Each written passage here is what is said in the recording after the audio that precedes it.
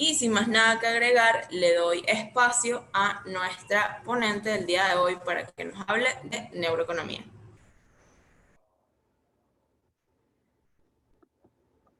Buenos días a todos. De verdad que es un gusto para mí estar en este evento. Estoy feliz de compartir desde la distancia con tanta gente querida, estudiantes, economistas, que hoy celebramos nuestro día. Y la idea aquí pues es hablar de un tema que me apasiona, eh, darles mi visión acerca de lo que es la neuroeconomía y por supuesto escuchar sus opiniones, sus inquietudes en la medida que se vaya desarrollando el tema. Ciertamente, hablar de neuroeconomía en tan pocos minutos es retador porque aparte que es un tema que me apasiona, pues tiene muchísimo que hablar, muchísimo que decir y la idea de hoy es presentarles los pilares de esta nueva rama de la economía, porque si bien la neuroeconomía no viene a decir que lo que se ha hecho hasta el momento está mal, sino viene a complementarlo. Entonces mi intención es hablarles un poco de eso, de dónde sale, cuáles son las bases fundamentales de esta rama y crearles a ustedes también la inquietud, crearles la curiosidad de aprender acerca de esto, porque se van a dar cuenta, como le decía yo siempre a mis estudiantes, cuando fui profesora de macroeconomía 2, yo le decía a mis estudiantes de macro en el cuarto semestre, decía, esto que les estoy diciendo hoy, cuando estemos en el octavo semestre viendo neuroeconomía, se van a dar cuenta que les voy a decir que no es así. Entonces la economía está evolucionando, la economía está avanzando y la neuroeconomía es sencillamente una de esas nuevas ramas que viene a fortalecer ese tronco que es la economía como ciencia. Entonces, bueno, vamos a comenzar. Esta ponencia se llama Neuroeconomía entre el Homo economicus y los Animal Spirits. La idea es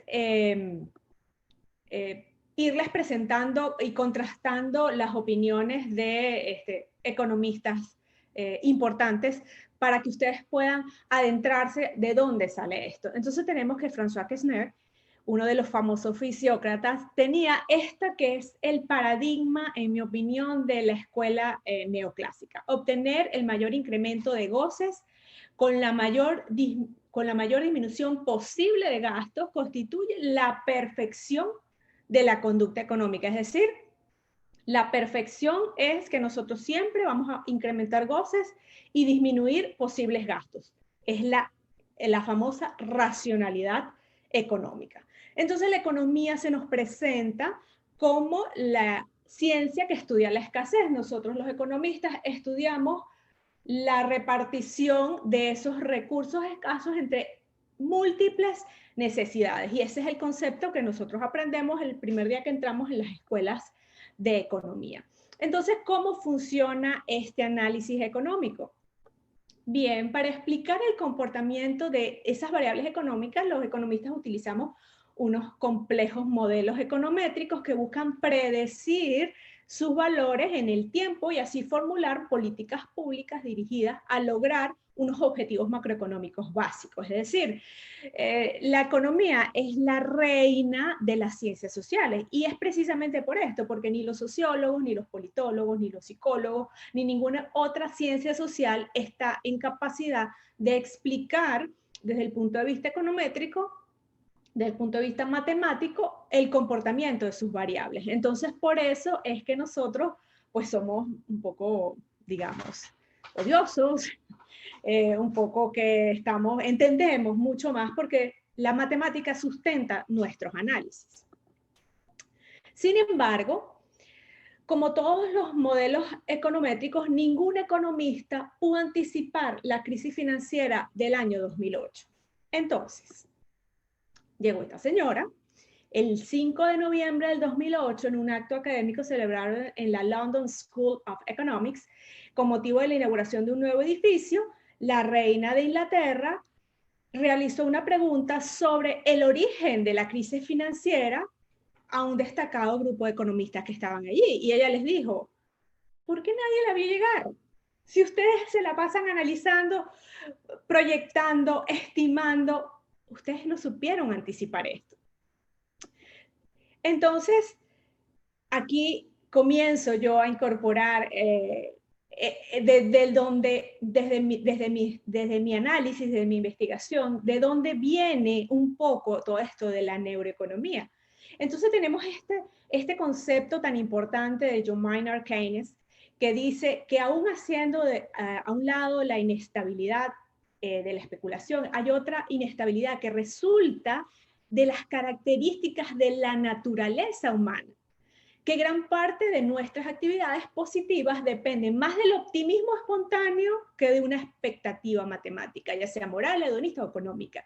Quizá la mayor parte de nuestras decisiones de hacer algo positivo, cuyas consecuencias completas se irán presentando en muchos días por venir, solo pueden considerarse como el resultado de los espíritus animales de un resorte espontáneo que impulsa a la acción de preferencia a la inquietud, y no como consecuencia de un promedio ponderado de los beneficios cuantitativos multiplicados por las probabilidades cuantitativas. Es decir, ¿qué dice Keynes en esto? Dice, no solamente la explicación, la estimación matemática, lo que nos va a dar y nos va a permitir explicar la inestabilidad económica, llevándolo a un tema que en Venezuela nos toca así de cerca. ¿Por qué aumentan los precios? ¿Por qué los especuladores aumentan los precios? Es más complicado que simplemente aumentar un precio. Hay un tema de la naturaleza humana y esos espíritus animales, es decir, esa interpretación, eso que te mueve a tomar una decisión, y los economistas estudiamos los procesos de toma de decisiones. Entonces, no son las ecuaciones matemáticas, son las expectativas, es lo que nosotros esperamos que ocurra, y en función de esa expectativa positiva o negativa, nosotros vamos a comenzar a tomar decisiones. Y la neuroeconomía, como vamos a ir viendo en la medida que se desarrolle la ponencia, pues simplemente lo que busca es eso, explicar cómo se toman esas decisiones económicas desde el punto de vista de la neurociencia. Disculpen. Ok. Entonces, el análisis económico neoclásico, que es el que nosotros estudiamos en las escuelas de economía, pues, ¿qué es lo que nos dice? Que el análisis económico deja por fuera, los neoclásicos dejan por fuera estos 6 elementos que ustedes tienen aquí. 1, la incertidumbre. 2, el riesgo. 3, errores de percepción, porque no somos homo económicos.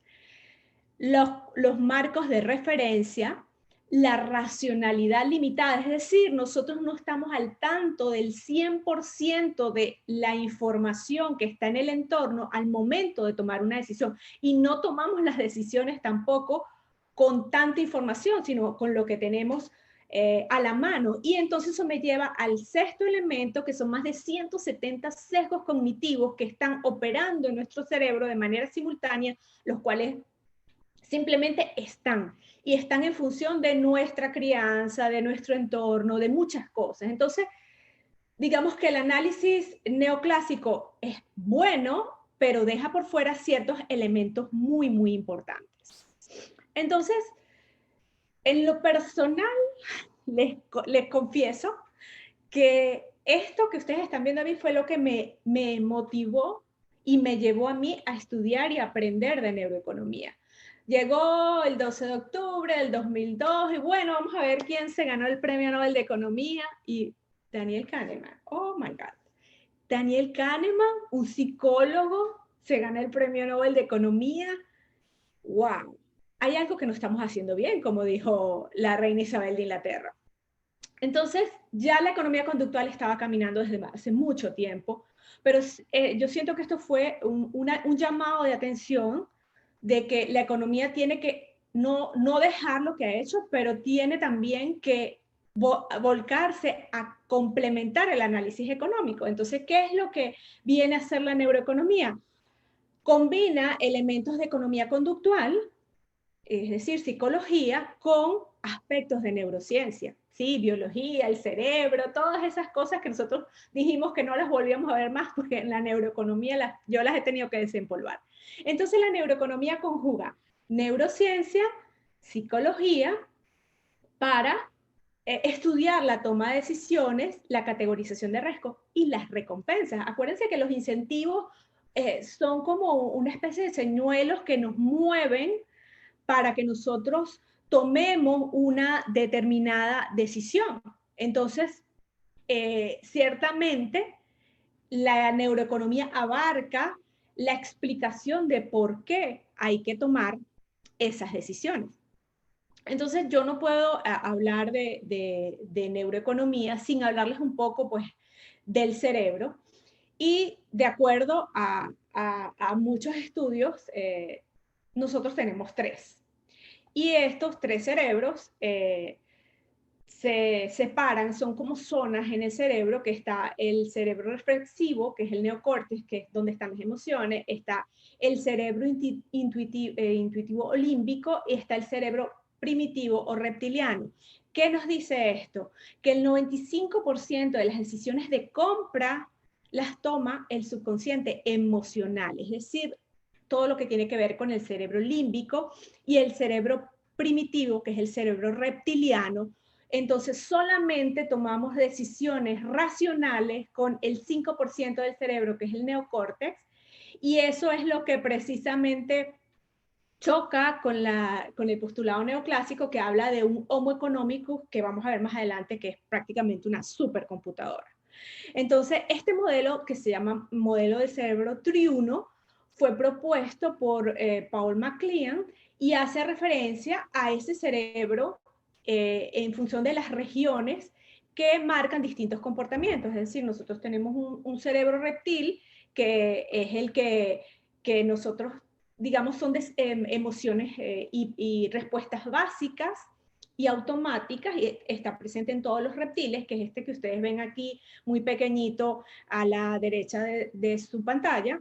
Está el sistema límbico, que está relacionado con las decisiones emocionales y es propio de los primeros mamíferos. Ya vemos que es un poco más grande y abarca ese cerebro llamado complejo reptiliano. Y por último tenemos la neocorteza, que es la que se encarga de tomar esas decisiones racionales y que está presente solo en los mamíferos más evolucionados. Entonces, viendo cómo funciona el cerebro, nosotros podemos entender cómo los seres humanos tomamos las decisiones. Y precisamente hablar de decisiones es nuestra vida. Nosotros todo el día, desde que abrimos los ojos, estamos tomando decisiones. Tomamos decisiones para una cosa, para otra. En economía hablamos del famoso costo de oportunidad, que es lo que dejamos de percibir o cuánto nos cuesta decantarnos por una opción en favor de otra.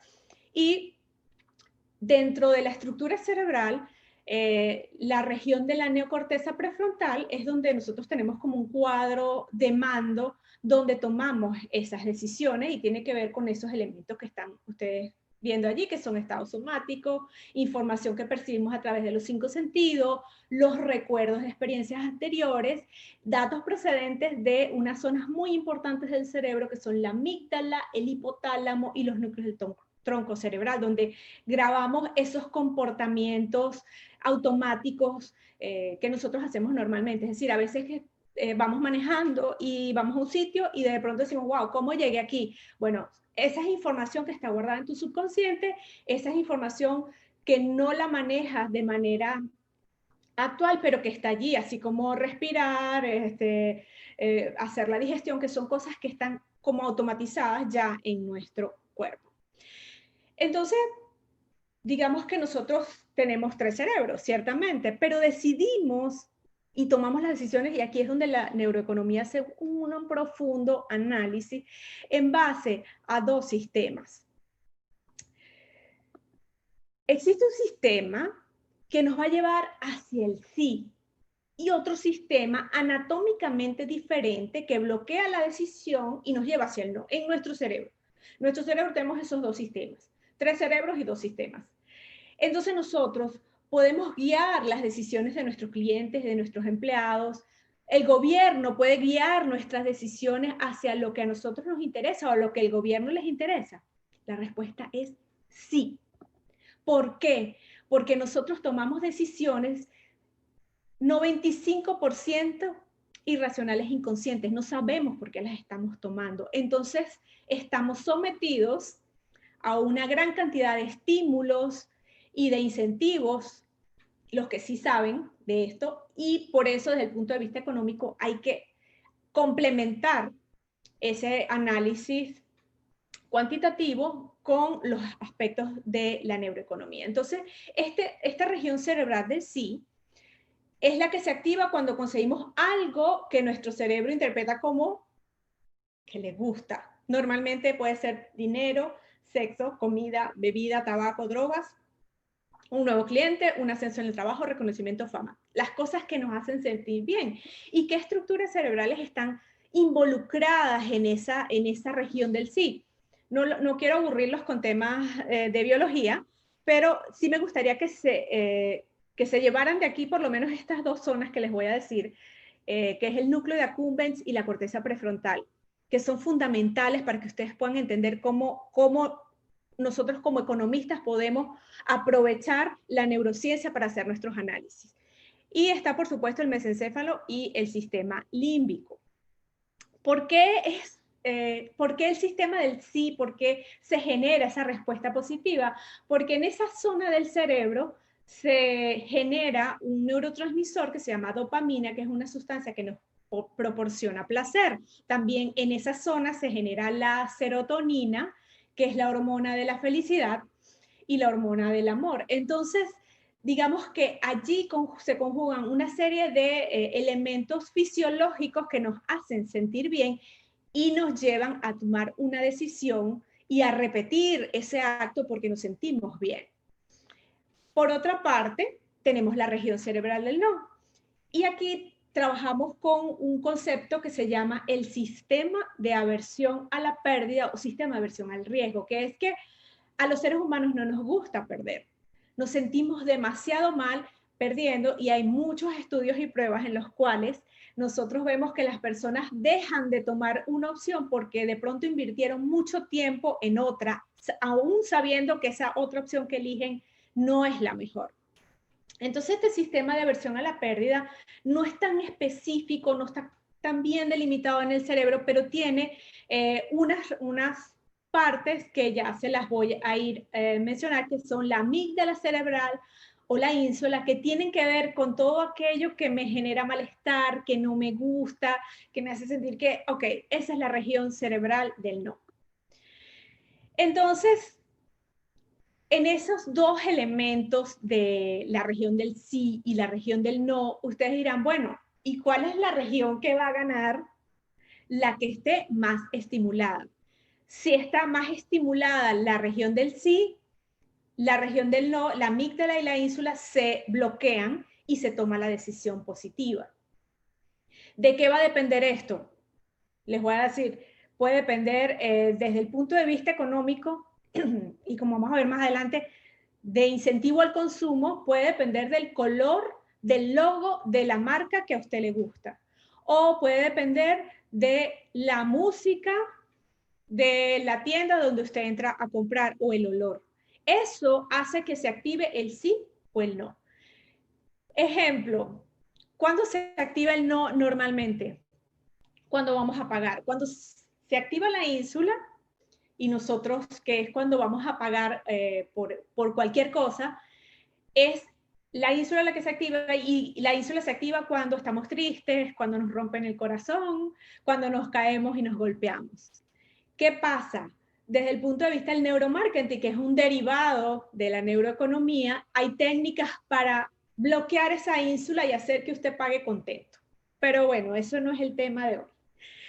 Ok, entonces les hablaba que en el proceso de toma de decisiones, bueno, tenemos los tres cerebros, tenemos dos sistemas, pero también tenemos unos sesgos cognitivos que les decía que son más de 170 que operan indistintamente, indiscriminadamente en nuestro cerebro al momento de tomar decisiones, al momento de pensar algo. Ese sesgo está allí diciéndonos, acortándonos el camino. Entonces, porque el sesgo, en términos muy, muy básicos, es un atajo que utiliza nuestro cerebro para tomar decisiones y eso nos evita ser objetivos. Entonces, este es un efecto psicológico que produce una desviación en el proceso mental de la información y distorsiona, es decir, nos hace tomar decisiones que no son exactas interpretamos erróneamente, y esto es lo que se llama irracionalidad. Ejemplo, estoy sin trabajo, estamos en pandemia, pero en el día que puedo salir voy a un centro comercial y me gasto todo el tope de la tarjeta de crédito. Es una decisión irracional. ¿Por qué la hago? ¿Por qué la hace? Bueno, no es que van a agarrarse ahora que yo les dije esto para justificar todas sus decisiones irracionales, pero ciertamente es porque nos genera placer, porque se activa esa zona del sí, el núcleo de accumbens y la corteza prefrontal y nos sentimos bien, y todo lo que nos haga sentir bien vamos a tratar de repetirlo lo más que podamos. Entonces les voy a hablar aquí de un sesgo cognitivo que a mis estudiantes de neuroeconomía les encantaba esta clase porque era muy divertida en muchos sentidos. Como les digo, hay más de 170 sesgos. Vamos a hablar de unos que ustedes puedan, que les sea cotidiano, que ustedes digan, sí, es verdad lo que nos está diciendo Marisela. Se llama el efecto embellecedor de la cerveza. Todos lo conocemos.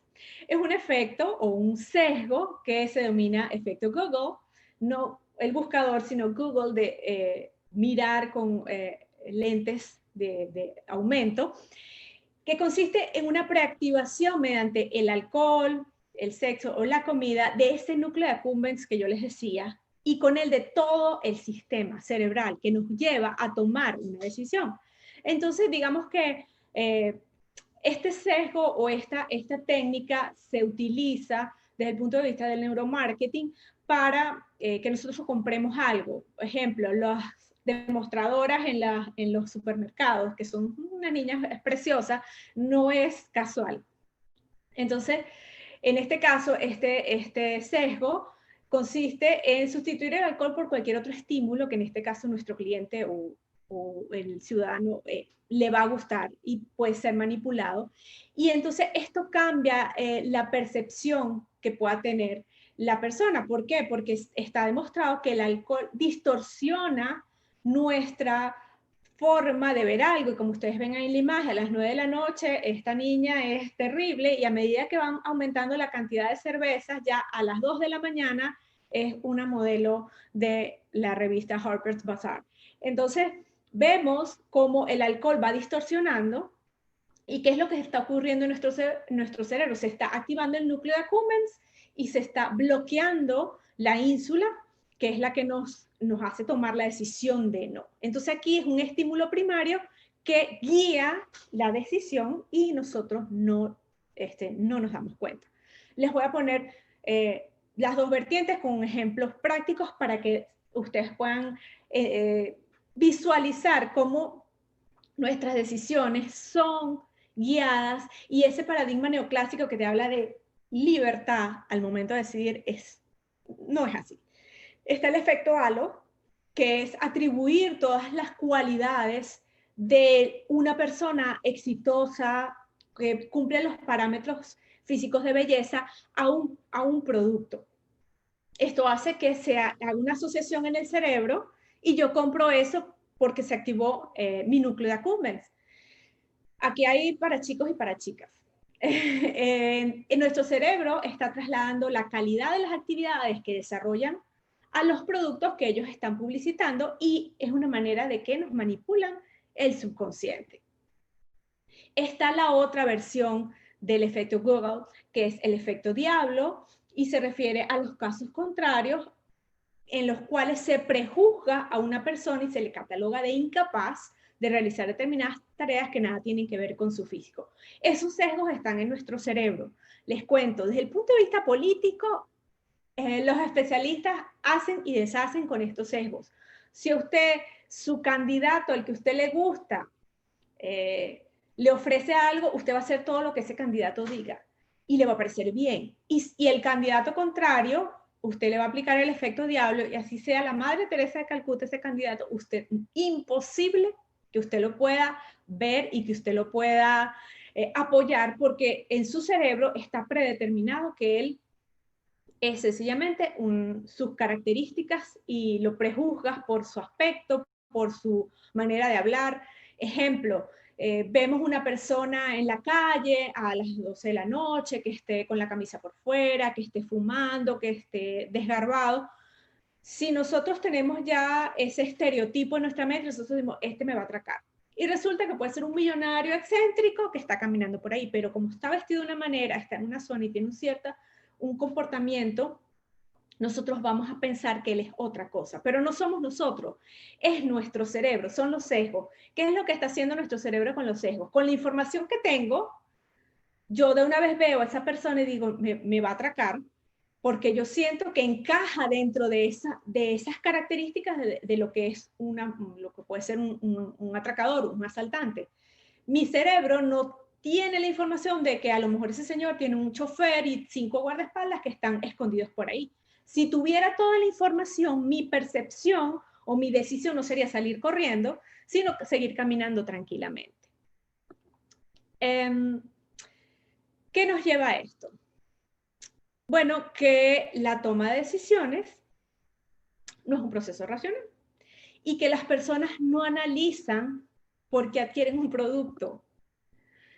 Las personas compramos por la experiencia o por la emoción que ese producto o servicio nos genera.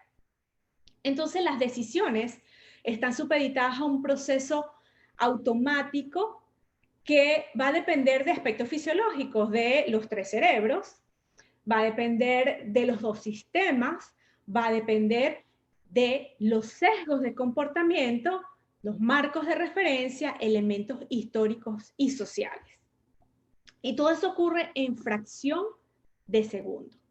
Entonces, bueno, ya entendemos que el Homo economicus no es una persona, obviamente, sino es un modelo de comportamiento, es un constructo que crea el modelo neoclásico, que sustenta el modelo neoclásico, y las características de ese Homo económico es que posee toda la información requerida sobre oportunidades y restricciones, logra todos los objetivos predeterminados en base a sus capacidades, establece el logro en función de mayor beneficio y menor costo, y actúa para alcanzar el bienestar más alto posible.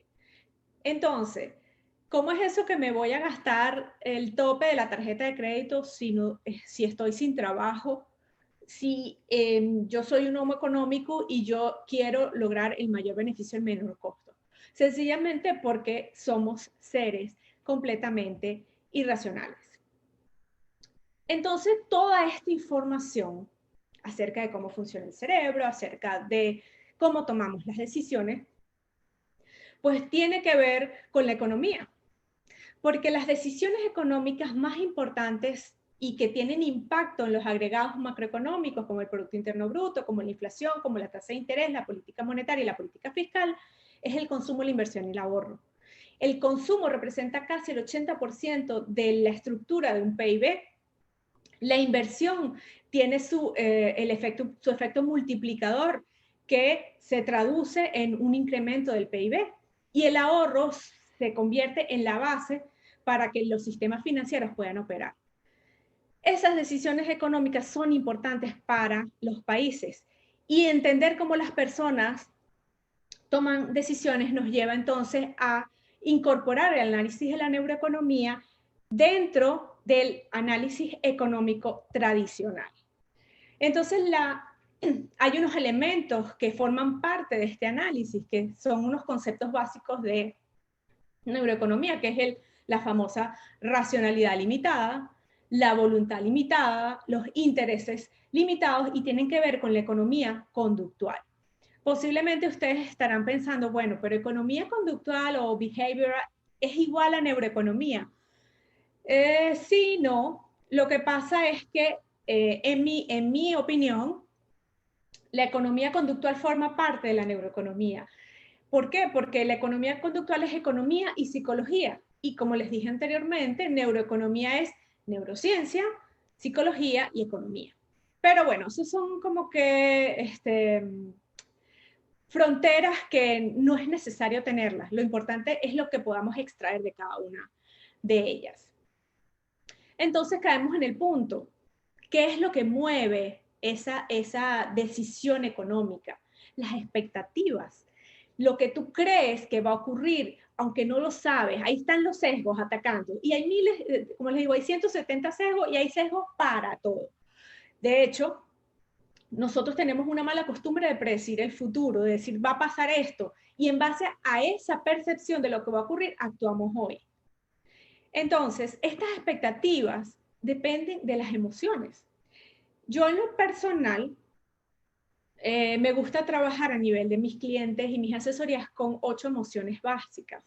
Pero si ustedes estudian psicología, pueden encontrar hasta 30 emociones que se derivan unas de otras. ¿Por qué? Porque fundamentalmente cuando uno está en una empresa, uno trata de estimular en sus clientes, en su oferta de valor, todo lo que tiene que ver con la alegría, el amor y la felicidad. Y hay digamos, una emoción que es potenciadora, que es la sorpresa, cuando no te esperas algo. Es una emoción increíble de potenciar desde el punto de vista de negocios.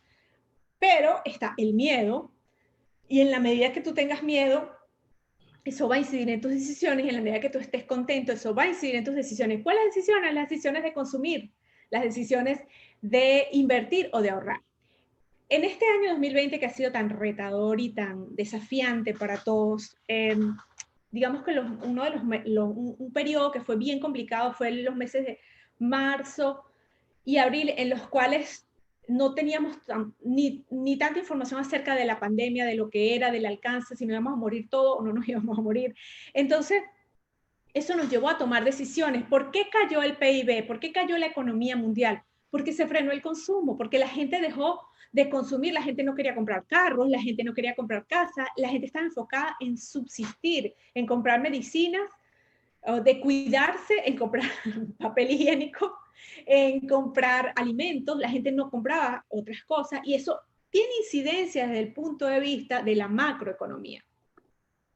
Entonces, el ser humano, en conclusión, no actúa ni eficiente ni racionalmente cuando se trata de dinero. Por lo tanto, sus decisiones no se basan en la razón. Estas variables que determinan los ciclos económicos, como el consumo, la inversión y el ahorro, y pues no voy a caer en una clase de macroeconomía, están detrás de esas decisiones, están las personas, pero detrás de esas personas están sus emociones. Es decir, la tasa de interés o el IPC no son esas variables macroeconómicas que nosotros estudiamos, son emociones de las personas que están reflejadas en un indicador macroeconómico. ¿Por qué? Porque yo tuve una tesis, una tesista mía que hizo su tesis era sobre la inflación y la neuroeconomía, cómo impactaba la parte emocional en la inflación, y analizamos una serie de sesgos y lo testeamos a través de encuestas y las personas simplemente se basan en la expectativa de que los precios van a subir. Ocurre una situación coyuntural y estás estimando y estás pensando que va a pasar algo, entonces en función de eso empiezas a comprar en un rumor, en algo, y todo lo trasladas, esa emoción de miedo, de angustia, de que se va a acabar, de que no voy a tener, lo trasladas a tu presupuesto y te endeudas y gastas o no gastas, pero no te das cuenta que en la medida que tú compres más porque tu miedo al futuro, tu expectativa es negativa, tú estás mermando los inventarios de las empresas, porque no estás comprando 3 paquetes de harina pan que compras, sino que estás comprando 10 o 15 porque estás asustado. ¿Y qué pasa con eso? Estás bajando los inventarios de las empresas y el tiempo de reposición es más largo que el tiempo de compra. Entonces, sin quererlo, y esto es así como un ciclo medio macabro, pero nosotros a veces somos copartícipes o responsables de que los precios suban. No voy a caer en análisis macro, estoy analizando solamente los elementos emocionales de la inflación. Entonces Keynes afirmaba que la mayor parte de las decisiones económicas se producían en situaciones ambiguas donde las probabilidades son inciertas. Nosotros realmente no sabemos lo que va a ocurrir. Por favor, no sean economistas de esos economistas que hay por ahí que dicen que se va a acabar el mundo, que haga esto, que haga lo otro. No, los economistas presentamos la información y las personas toman las decisiones. Nosotros no deberíamos decirle a la gente qué hacer, porque la gente sabe lo que tiene que hacer en función de su entorno y de su realidad. Entonces, Keynes decía que en el ciclo económico, pues, depende mucho de esos espíritus animales que están contenidos en la mente y que muchos economistas no entienden o quieren dejar por fuera. Entonces, esos ciclos emocionales de los inversionistas pueden generar una crisis financiera, pero los modelos económicos no lo pueden predecir. Los economistas no somos Adriana Assi, Alfonso León, nosotros no echamos las cartas, ni nosotros hacemos estimaciones en función de una realidad, pero esa estimación puede cambiar. Entonces, no somos predictivos. Quitémonos ese chip, ese sesgo de que, ay, sí, dije que la inflación iba a estar entrando y estuvo en eso. No. Nosotros simplemente presentamos una información y recomendamos, pero predecir algo genera emociones en las personas. Y aquí me quiero detener porque en los mercados financieros existe una rama dentro de la neuroeconomía, así como están las finanzas, están las neurofinanzas, donde se estudia que esas emociones que generan los actores de los mercados financieros hacen que pueda ocurrir, por algo que se llama el sesgo efecto manada, una crisis o un auge. Es decir, ellos es un submundo que es súper interesante de estudiar y aprender, y a todos los que estén en el área de finanzas, estudien las neurofinanzas para que se den cuenta que los mercados financieros operan igual con las emociones de esos actores. Es decir, ellos se manejan entre la euforia y el pánico. Son como los extremos y van pasando por un ciclo emocional que es muy interesante estudiar. Y recuerden que los mercados financieros son son información primaria al momento de predecir ya sea una crisis o un auge, porque ellos es como los que generan todo el proceso.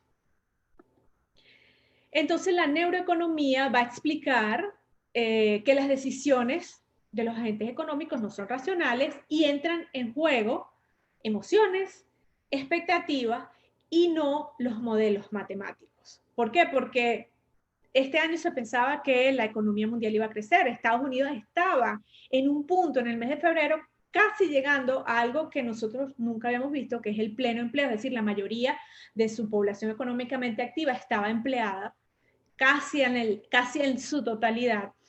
Pero vino la pandemia y eso se cambió. ¿Por qué? Porque las emociones no podía mantenerse esa estimación. Entonces, otro elemento que forma parte del análisis de la neuroeconomía es precisamente los errores sistemáticos, que es un término que introduce Richard Thaler, Premio Nobel de Economía 2017.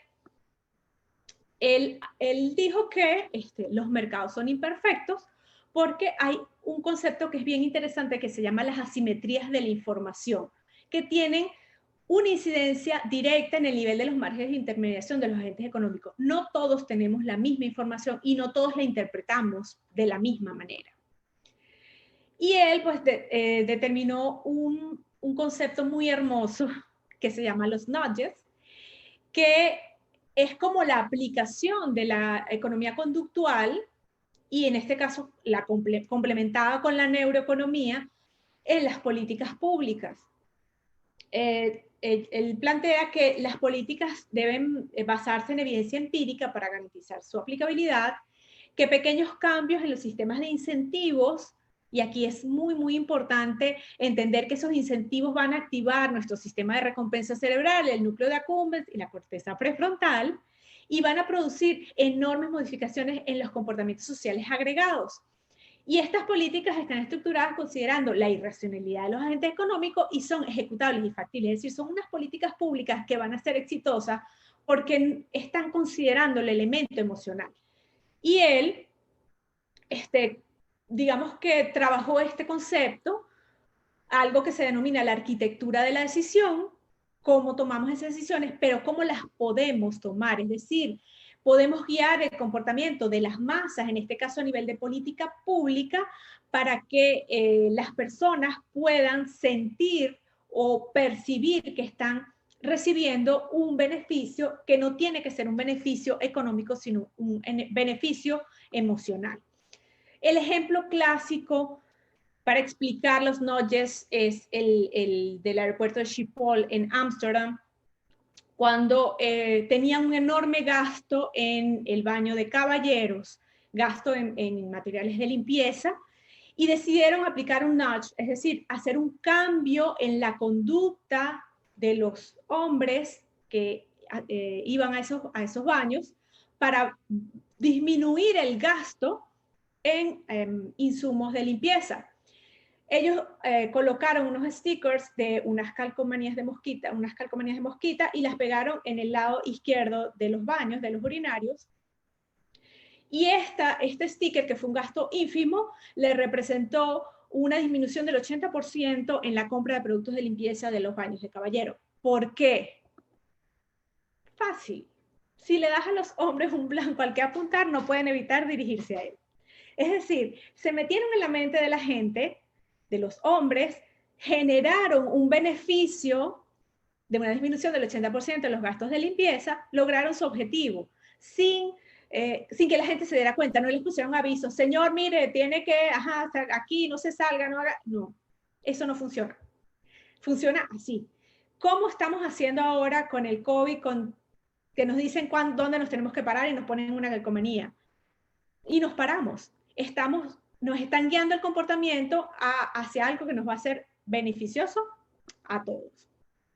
Hay muchos tipos de nudges, digamos que no voy a entrar, pero es algo interesante. Yo he estudiado mucho este tema desde el punto de vista de los impuestos, cómo hacer que las personas paguen los impuestos, que es una palabra, impuesto obligado, y que se pueda lograr los objetivos de política fiscal. Y se pueden hacer desde muchos puntos de vista. De hecho, Richard Thaler fue asesor de Barack Obama y se trabajó muchísimas cosas con el tema de donación de órganos, con el tema de cuidado ambiental, a través de este tipo de políticas públicas. Entonces, bueno, ya para ir finalizando, porque, bueno, he hablado tanto y esto aquí es terrible porque yo no los veo a ustedes no levantan la mano. En fin, el hecho es que la economía está evolucionando y que eso es una buenísima noticia porque nos va a permitir hacer análisis mucho más certeros, análisis mucho más cercanos a la gente. Las propuestas digamos, de políticas públicas van a ser asumidas considerando la irracionalidad propia que tenemos como seres humanos normales. Y esta irracionalidad y considerar este tipo de políticas públicas nos permite que sean mucho más certeras y se eleve la calidad de vida de las personas. Porque nosotros como economistas, ya sea desde el punto de vista público, desde el punto de vista privado, lo que buscamos es que las personas mejoren su calidad de vida. Yo como asesora de emprendimiento y de empresas, yo busco que las personas puedan mejorar su calidad de vida vendiendo más, y desde el punto de vista del sector público, que las personas tengan también mayor calidad de vida. Entonces, Keynes, con sus Animal Spirit, que recorren toda su teoría, todos sus escritos, en mi opinión, encuentran sentido todos estos conceptos en la neuroeconomía. El Homo economicus no existe y nunca existió, aunque uno como profesor los obligue en los parciales a decir que sí, a preguntarle las características de ese Homo economicus, pero no, nunca existió, no existe. Y digamos, hay que quitar ese paradigma de la ciencia económica porque nos hace crear unas políticas públicas que no tienen sentido. Dijo Adam Smith, y qué oportuno recordarlo hoy en el Día del Economista: ninguna sociedad puede prosperar y ser feliz si en ella la mayor parte de sus miembros es pobre y desdichado. Hay aspectos cualitativos que debemos considerar. Yo en mi tesis doctoral he estudiado, y mi tema es sobre economía de la felicidad, que es otra ponencia, eso es para otro día, pero convertir la felicidad, que es una percepción subjetiva del bienestar, incorporarla a una política pública, es a través de un modelo econométrico. Entonces, convertir la felicidad en una variable macroeconómica es algo hermoso porque nos da el indicio que los países pueden crecer, su PIB puede crecer, pero puedes tener calidad de vida sin dañar el medio ambiente. Al final, todos estamos aquí porque queremos ser felices. En la medida que la economía evolucione y se dé cuenta e incorpore estos elementos al análisis, vamos a lograr el objetivo. El objetivo no es maximizar beneficios ni minimizar costos. El objetivo es que la gente pueda ser feliz con lo que hace y nosotros apoyarlos en ese proceso. Ya para terminar, pues les dejo algunas referencias que utilicé para la ponencia de hoy. Y por supuesto está a disposición mi primer libro que escribí en coautoría con Sebastián Laza, se llama Economía de las Emociones, donde profundizamos bastante en todos estos temas de la neuroeconomía, porque la neuroeconomía definitivamente te atrapa. Y ya para terminar y dejarles esta frase de Keynes, que es muy famosa y es muy oportuna en el Día del Economista, una materia fácil en la que pocos destacan. Esta paradoja quizás puede explicarse por el hecho de que el gran economista debe poseer una rara combinación de dotes. Tiene que llegar a mucho en diversas direcciones y debe combinar facultades naturales que no siempre se encuentran reunidas en un mismo individuo. Debe ser matemático, historiador, estadista y filósofo en cierto grado, debe comprender los símbolos y hablar con palabras corrientes, debe contemplar lo particular en términos de lo general y tocar lo abstracto y lo concreto con el mismo vuelo del pensamiento. Debe estudiar el presente a la luz del pasado y con vista al futuro. Ninguna parte de la naturaleza del hombre o de sus instituciones debe quedar por completo fuera de su consideración. Debe ser simultáneamente desinteresado y utilitario, tan fuera de la realidad y tan incorruptible como un artista, y sin embargo, en algunas ocasiones, tan cerca de la tierra como el político. Muchísimas gracias, feliz Día del Economista. Les dejo mis datos y quedo atenta si hay alguna pregunta. Bueno, primero que todo, muchas gracias. Hay muchísimas preguntas en el chat. Voy a hacer primero dos preguntas y vamos respondiendo en función del ritmo más o menos. Las primeras dos preguntas son, no hay tema que nos haga más improductivo que la procrastinación. ¿Cómo podemos explicar ese comportamiento irracional desde la neuroeconomía? ¿Tiene que ver con motivación y confianza o con elementos del contexto y entorno? Y la otra es, ¿cómo la neuroeconomía explica el comportamiento eufórico de los inversores en los mercados financieros antes de la aparición de las burbujas? ¿Y cómo se relacionan los sentimientos que guían a ese comportamiento con otros sentimientos que pueden sentir los humanos en otras actividades? Mira, con respecto a la procrastinación, ciertamente es un problema de motivación y de decisión.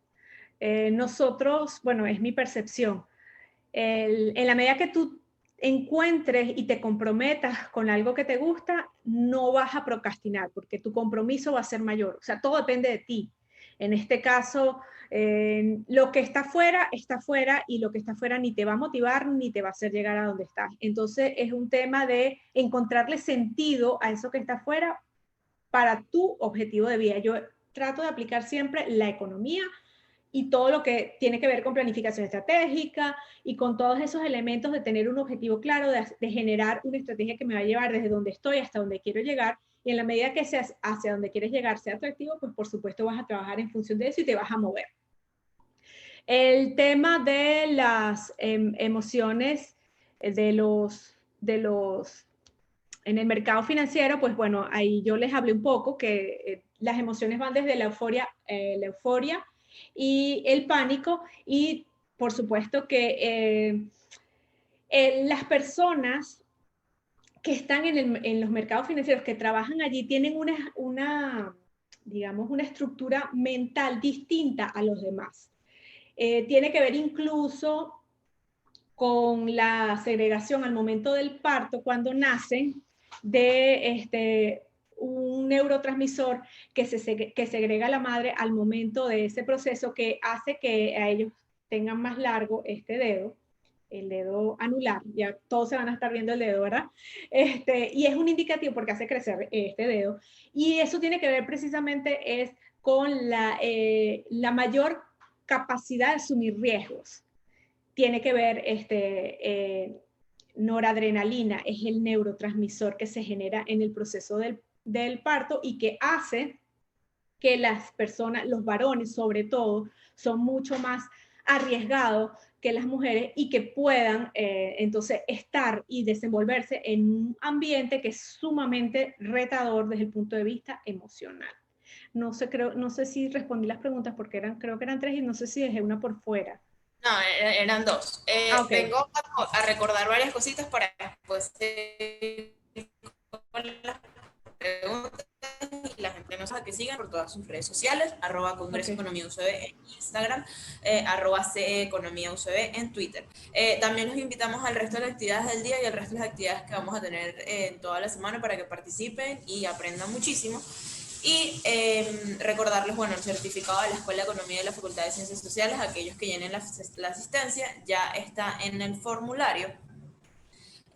Lo segundo es hablarles de las ponencias diferidas. Todas las ponencias que vamos a tener en el Economaratón las van a poder encontrar en el canal de YouTube del Centro de Estudiantes de Economía de la UCB. Así que si conocen de algunos amigos que quisieran ver esta ponencia, una vez subamos todas las ponencias en YouTube, se las pueden compartir libremente. Y los invitamos a usar el hashtag Economaratón para que reseñen o hablen de la experiencia que tuvieron durante estos días. Aparte de eso, queríamos agradecer a nuestros patrocinantes, la gente de Econométrica, la gente de Value y la gente de inversiones y centro de investigaciones CoinGroup para eso. Lo otro era avisarles que vamos a estar rifando el libro. Bueno, por ahí nos preguntaron dónde podían conseguir el libro tuyo de neuroeconomía, entonces sería chévere que nos hablases de cómo es el proceso de compra, dónde se puede conseguir, y por otro lado, avisarles que vamos a estar rifando un libro de Marisela Cuevas digital. Para participar solo tienen que subir una foto del foro a su historia de Instagram, etiquetar a Marisela y etiquetar al Congreso de Economía UCB en Instagram por sus historias. Y bueno, puedes hablar del libro y luego te puedo seguir haciendo preguntas. Ok, bueno, el libro ya va, yo lo tengo por aquí cerca, porque ese es mi bebé. Entonces, bueno, aquí está el libro. El libro fue escrito con Sebastián Laza, neuroeconomista argentino. Es un libro que habla la neuroeconomía en palabras sencillas. Esto que yo les expliqué y que les quise contar, no les expliqué porque eso suena como que una clase, pero esto que les conté está plasmado en el libro con mayor detalle, con mucho cariño. Es un libro que habla de cómo las emociones mueven la economía y que esto va a tener, esto hay que asumirlo porque esto va a tener impactos en la forma de hacer negocios y en la forma de gobernar. Bueno, seguimos con las preguntas. Ya respondimos dos. Ok, vamos. Primero, ¿se debería dar materias de psicología en economía? ¿Habrá una manera de cuantificar emociones y se podría utilizar la neuroeconomía para estudiar comportamientos colectivos de trading, por ejemplo? Sí, la respuesta es sí para todas. Yo digo, psicología no es tan necesario. Podemos ver neuroeconomía. En la UCLA yo di esta materia porque no es que necesitamos ser psicólogos. Necesitamos algunos aspectos de la psicología para poder aplicarlos a la economía. La idea sería incorporar economía del comportamiento y neuroeconomía. ¿Las emociones se pueden medir? Sí, las emociones se pueden medir, se puede cuantificar. Si se puede convertir la felicidad en una política pública a través de un modelo econométrico, y tengo información sobre eso, el que quiera, pues me puede escribir a mi correo o en mis redes sociales y le puedo pasar la información de la metodología que ya está desarrollada para poder hacerlo. Sí, efectivamente las emociones se pueden cuantificar y la neuroeconomía a través de estudios de electroencefalograma, resonancia magnética, mide qué áreas del cerebro se activan al momento que vemos alguna publicidad o tomamos alguna decisión, y es a través de las emociones. Y ciertamente en el mercado de trading hay una emocionalidad, como les dije, exacerbada y tiene impactos importantes en la economía real. Ok, bueno, seguimos con otras dos preguntitas. Hay algunos análisis económicos que hacen que la astrología parezca una ciencia exacta. Eso es un comentario. Puede relacionarse el cambio de conductas a través de políticas con cambios culturales. Las políticas públicas deberían estar ligadas a una transformación cultural y la dolarización informal que adoptó la población en Venezuela puede ser objeto de estudio neuroeconómico. Sí, aunque esa dolarización informal responde a una falta de políticas públicas en la parte económica, pero sí, y tiene que ver todo con la subsistencia, tiene que ver con esa necesidad que, bueno, no me alcanza con lo que gano en bolívares, pues voy a dolarizar mis servicios y mis productos para poder subsistir, pero ciertamente hay que incorporarlo y hay que considerar todo lo que tienen que ver las emociones. Si no hay emociones, no hay decisión. Los invito a revisar el trabajo de un neurocientífico brasilero, Antonio Damasio, que ha dado muchos aportes a la neuroeconomía y trabaja estos temas de pacientes que han tenido golpes en el lóbulo prefrontal y cómo se ven imposibilitados de tomar decisiones, porque aquí está como que la torre de control de las emociones. Ok, bueno, ¿qué respuestas puede dar desde el punto de vista de la puede darla desde el punto de vista neuroeconómico para el fenómeno de que las personas confíen en actores y actrices de la televisión venezolana para estrategias de trading? Y se podría decir que es más recomendable para un gobierno hacer políticas económicas basándose en guiar a la gente mediante estos sesgos que esperando la racionalidad del ciudadano. Mira, como dije, el efecto halo es trasladar las características de la persona al producto o servicio que estás vendiendo. Y es conectar inconscientemente con la gente. Entonces, por eso es que las Kardashian recomiendan algo y todo el mundo sale y lo compra, sin saber si es bueno o si es malo. Si ella lo recomienda y ella me cae bien, por supuesto, yo voy a hacer lo que ella diga. Igual pasa, tú ves actores hablando de temas que no tienen nada que ver, ves actores recomendando políticos. ¿Y qué hace la gente? La gente vota por el político porque, bueno, ella me cae muy bien, es mi actriz favorita, es mi cantante favorito. Entonces, si él dice que votemos por este, pues yo voto. Él no me va a recomendar algo malo. Entonces, sí, pues tiene que ver con eso. Y la otra pregunta era sobre... eh, Ya va.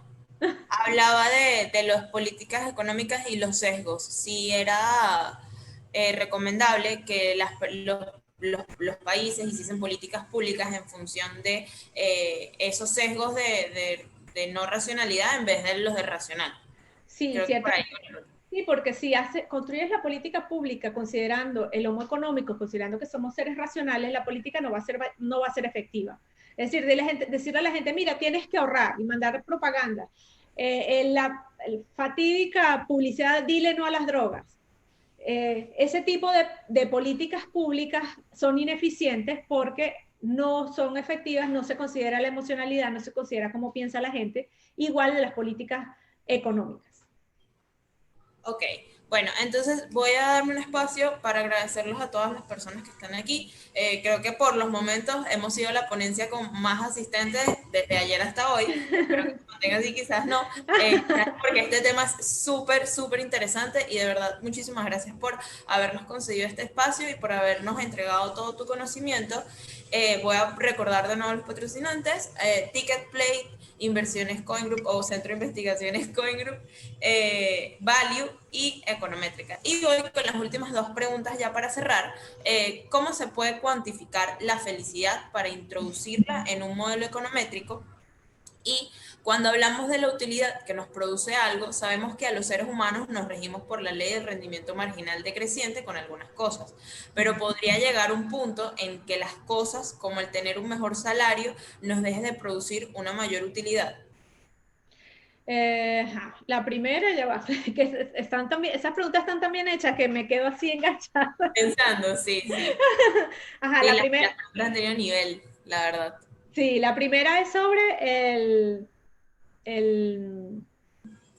La primera es si se puede cuantificar la felicidad ok, para introducirla dentro de un modelo econométrico. sí, en eso estoy. rápidamente, la felicidad es algo, es una percepción personal, es subjetiva. Lo que me hace feliz a mí no te va a hacer feliz a ti o a cualquier otro. Entonces, lo primero que nosotros tenemos que partir para convertir la felicidad en una política pública, es decir, que sea algo a nivel de país, es encontrar algunas características que sean comunes para todos en el tema de la felicidad. Les voy a poner ejemplos para que los revisen. Está el caso de Dinamarca. Los países nórdicos han incorporado la felicidad a sus políticas públicas. Está el caso de Bután, que es un país muy pequeño, que está entre Rusia y China, y es considerado uno de los países más felices del mundo. Esos países, la felicidad es parte de las políticas públicas, entendiendo que los seres humanos venimos a este mundo a ser felices y no a hacer dinero. La trillada pregunta, ¿el dinero da la felicidad? No, pero te deja 2 cuadras. Entonces, no, tampoco hay que satanizar el dinero si no tenemos ciertas necesidades cubiertas, si no tenemos un dinero que nos permita tener una calidad de vida, no vamos a ser felices, pero no lo es todo, como sabemos tantos casos de artistas, millonarios, no sé qué, que son súper infelices. Pero esto se puede cuantificar y transformarlo en políticas públicas y la persona que hizo la pregunta me puede escribir a mi correo, le voy a recomendar un libro con el que me ha servido de base para mi tesis, que le va a ayudar y ahí va a encontrar la metodología para cuantificar la felicidad. Y la otra pregunta era de... Habla de la utilidad y la ley de rendimiento marginal decreciente, que si llega un punto en el salario donde no te produce una mayor utilidad. Bueno, ahí que hizo la pregunta es un neoclásico defensor por los términos. Sí, hay un tema de satisfacción, de activación del sistema del sí, de la serotonina, de la dopamina, de la noradrenalina. No es el dinero lo que te genera placer, son las cosas que compras. Pero ¿qué es lo que tú estás comprando? Estás comprando una experiencia, una emoción, algo intangible. Y eso, si te hace sentir bien, no se va a hacer decreciente. No es como el ejemplo que nos dan a todos en economía cuando entramos, el vaso de agua, te tomas los vasos de agua y después ya no quieres más. No. En el caso del dinero, por ejemplo, la gente siempre va a querer más dinero, a menos que haya un cambio emocional trascendental de tu vida en el cual decidas que, no, mira, no me voy a meter a monje y no quiero saber nada del mundo terrenal. Pero eso, no, eso te genera placer. Sexo, comida, dinero, logro, eso activa el cerebro y es infinito, es infinito. Okay. Bueno, yo creo que ya estamos culminando, ya no queda Sí. más nada que decir, ya fueron respondidas casi todas las preguntas en el chat. Y bueno, quisiera agradecerles a todos ustedes, no sé si usted se quiera despedir de los asistentes, y bueno, le dejo a usted un espacito para que hable. Para que hable como no he hablado casi, entonces me dan un espacito, ¿verdad? Aquí estoy tomando mi café y gasolina. No, gracias de verdad a todos los que están aquí tempranito, que se pararon, que se arreglaron, que no los vi, pero ustedes me vieron a mí, escríbanme, déjenme saber qué les pareció esta ponencia, estoy completamente a la hora, tengo un podcast que se llama Neuroeconomía para llevar, donde hablo de todos estos temas, está el libro, está la página, está mi cuenta de Instagram, y por supuesto, pues mi cariño, mi respeto infinito a la UCB, a los chicos que organizaron esto, que es un economaratón de lujo. Les deseo el mayor de los éxitos. Estoy muy honrada de estar aquí. Y nada, feliz día del economista a los que estamos y a los que vienen en camino. Se les quiere. Hasta luego, muchísimas gracias a todos y les recuerdo que pueden seguir participando en el Economaratón, en las distintas actividades que tenemos a lo largo del día y el resto de la semana, y que pueden hablarnos de su experiencia y qué tal les ha parecido esta semana de actividades hasta los momentos usando el hashtag Economaratón. Hasta luego.